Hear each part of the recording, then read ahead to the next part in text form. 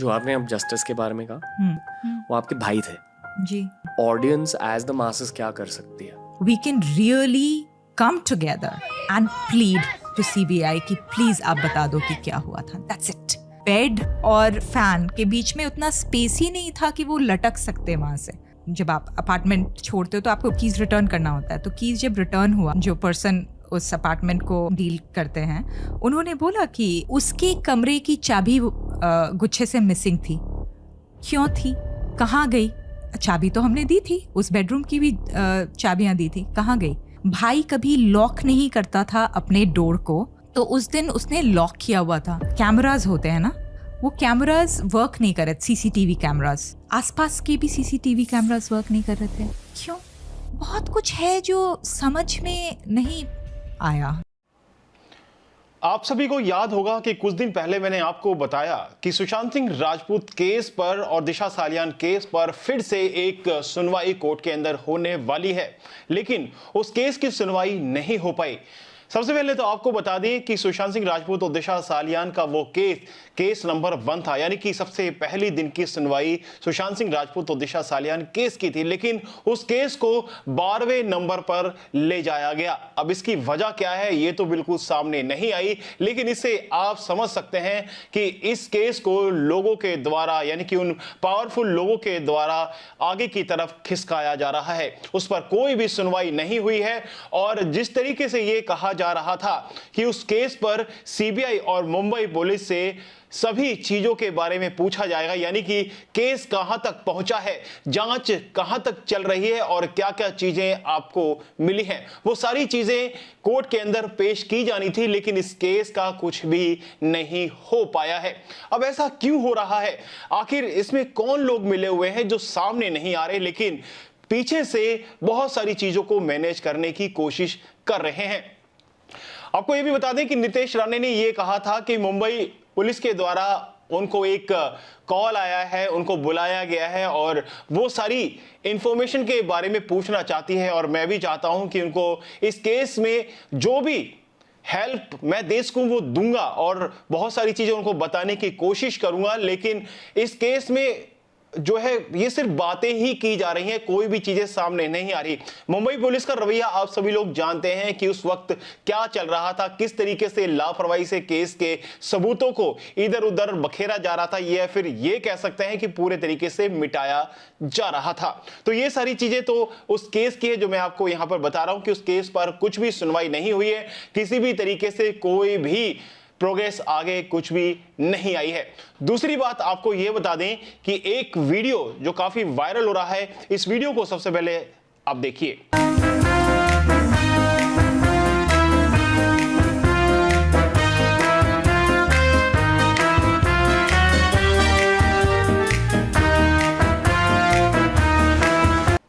इस वीडियो में आपने देख लिया होगा कि किस तरीके से अंकिता लोखंडे के साथ में संदीप सिंह हरकतें कर रहा है, और ये हरकतें अब से नहीं इससे पहले भी करता आया है। अंकिता लोखंडे के साथ में संदीप सिंह की काफी गहरी दोस्ती है और अक्सर ये पार्टी भी मिलते रहते हैं। आपको बता दें कि विकी जैन जो अंकिता लोखंडे का पति है, उसकी एक बर्थडे पार्टी थी, उस बर्थडे पार्टी में संदीप सिंह को बुलाया था और मीडिया के सामने ये पोज दे रहे थे। उसी वक्त अंकिता को हुडी को ये पीछे की तरफ करता है, लेकिन उस वक्त अंकिता बहुत ज्यादा गुस्से में हो जाती है। अब पता नहीं लोगों के सामने या फिर मीडिया के सामने वो अपना गुस्सा जाहिर नहीं कर पाई, अपने गुस्से को पी गई। लेकिन जिस तरीके से ये संदीप सिंह करता है, इसकी हरकतों को लेकर लोग बहुत ज्यादा इसको कमेंट करना शुरू कर देते हैं, क्योंकि ये वही संदीप सिंह है जो सुशांत सिंह राजपूत की मौत के तुरंत बाद ही आ धमका था, जिसने सारे केस को मैनेज किया, या फिर ये कहें कि उन केसों के सबूतों को किस तरीके से इधर उधर किया। आप सभी लोग पहले भी देख चुके हैं और अभी भी देखते आ रहे हैं कि इनकी हरकतें किस तरीके से चलती हुई आ रही हैं। ये संदीप सिंह, अगर आपको याद होगा तो इसकी वीडियो, कई सारी वीडियोस वायरल हुई थी जिसमें अंकिता के लोखंडे के साथ में इसने गलत हरकतें की थी। आप साथ के साथ देख सकते हैं कि किस तरीके से ये अंकिता लोखंडे के इधर उधर गलत तरीके से हाथ लगा रहा है। अंकिता लोखंडे का पति विकी जैन भी उसके सामने होता है, लेकिन यह अपनी हरकतों से बाज नहीं आता, और अंकिता लोखंडे अब पता नहीं मजबूरी में हंस रही है या फिर क्या कह सकते हैं। आप सभी लोग इस वीडियो को देखकर खुद समझ रहे होंगे। ये अंकिता लोखंडे जो संदीप सिंह का रिश्ता है, ये अपने आप में बहुत ज्यादा अटूट लगता है। इससे पहले भी कई सारी वीडियोस पहले भी वायरल हो चुकी हैं और ये संदीप सिंह जो पहले से ही झूठ बोलता आया है, इसके बारे में आप सभी लोग जानते हैं। और इस संदीप सिंह की घटिया हरकतों को लेकर आप क्या कहेंगे, आप जरूर बताइएगा। लेकिन आपको यह भी बता दें कि श्वेता सिंह कीर्ति अक्सर ये कहती आती है कि 12 जून के दिन एक कॉल आया था सुशांत सिंह राजपूत का उनके पास में, और वो जब बातें कर रही थी तो उसमें साफ दिख रहा था कि भाई को, यानी कि सुशांत सिंह राजपूत को एक अजीब सा ही डर था। वो डर क्या था उसके बारे में वो समझ नहीं पाए, लेकिन वो फैमिली को बचाना चाहता था, वो अपने आप को भी बचाना चाहता था, लेकिन वो जानता था कि उसकी हत्या की जानी है और कौन लोग इसके पीछे हैं, लेकिन वो खुलकर नहीं बोल पा रहा था। वो उसको किस चीज का डर था, या उसको इस चीज का डर था कि अगर वो मुझे मार देंगे तो कहीं मेरी फैमिली पर कोई बात ना आ जाए, यानी कि वो अपनी फैमिली को बचाना चाह रहा था इन बॉलीवुड के बड़े बड़े माफियाओं से। तो ये बॉलीवुड के माफिया वो लोग थे जो सुशांत सिंह राजपूत को लगातार टॉर्चर कर रहे थे। और आपको बताएं कि रिया चक्रवर्ती को जिस तरीके से प्लांट किया गया था, वही सुशांत सिंह राजपूत की कई प्राइवेट चैट को जो है वायरल कर देती है, एक्सपोज कर देती है, बाहर निकाल देती है, जिसके बाद काफी सारी चीजें अपने आप में बहुत अलग होती हैं। काफी सारे अपने वीडियोस और फोटोज भी देखे हैं कि किस तरीके से जो पर्सनल फोटोज हैं वो बाहर आ जाते हैं। तो ये सारी चीजें पूरी प्लानिंग के साथ में हुई थी। और अब आप देख रहे हैं कि केस को किस तरीके से मोड़ा जा रहा है, तोड़ा जा रहा है। जब भी कोई लगता है कि अब कुछ ना कुछ होगा केस में, उसी वक्त कोई ना कोई अड़ंगा अड़ा दिया जाता है, क्योंकि लोग जानते हैं कि अगर इस केस में कुछ भी होता है तो पूरे तरीके से वो चेहरे सामने आ जाएंगे जिनके बारे में अभी तक आप अच्छा सोचते हैं, जिनकी छवि आप सभी लोगों के सामने अच्छी बनी हुई है, वो पूरे तरीके से एक्सपोज हो जाएंगे।